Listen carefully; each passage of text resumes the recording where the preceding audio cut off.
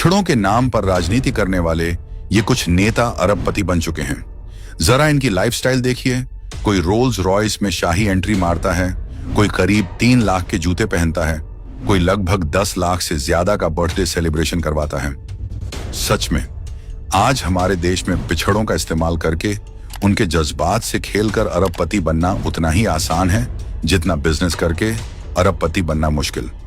अब देखिए चंद्रशेखर आजाद रावण को, जिन्हें सांसद बने अभी 1 साल भी नहीं हुआ, और जनाब अमेरिका में लगभग नीता अंबानी के गाड़ी जितनी महंगी करीब 6 से 7 करोड़ रुपए की रोल्स रॉयस में सैर कर रहे हैं। भारत में दलितों की हालत पर आंसू बहाकर वोट मांगते हैं और फिर उन्हीं वोटों की वैल्यू को डॉलर में बदलकर अमेरिका की सड़कों पर रईसी का जुलूस निकालते हैं।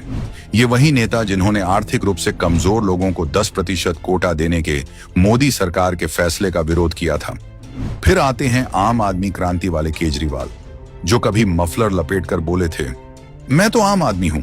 आम आदमी पार्टी के युवा विंग से जो जुड़ेगा उसको सिंपल और साधारण शादी करनी पड़ेगी। अब वही आदमी अपनी बेटी की शादी की रस्में 5 स्टार होटल शांघरी में करवाया, जहां एक कमरे का किराया लगभग 16,000 से शुरू होता है। इससे पहले 45 करोड़ का शीश महल बनवाया।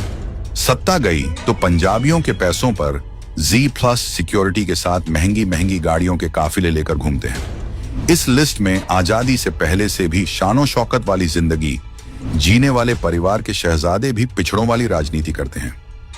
राहुल गांधी कहते हैं 52 साल हो गए, मेरे पास घर नहीं है, लेकिन बर्बरी की 60,000 की जैकेट, 41,000 की टी शर्ट और 3 लाख के स्नीकर्स पहनकर घूमते हैं।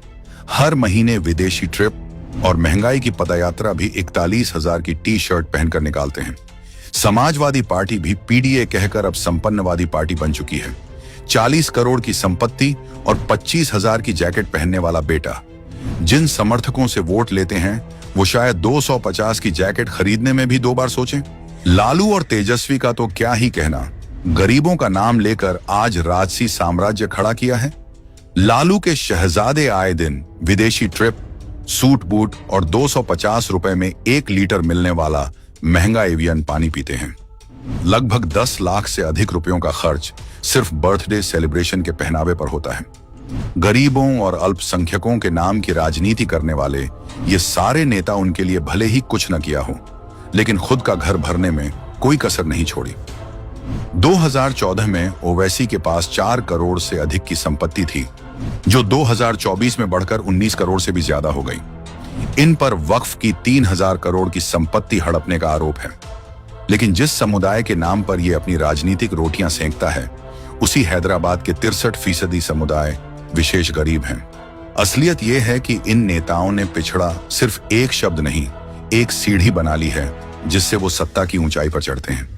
ये लोग कभी वोट के लिए मिट्टी के बेटे बन जाते हैं और चुनाव जीतते ही मर्सिडीज के मालिक।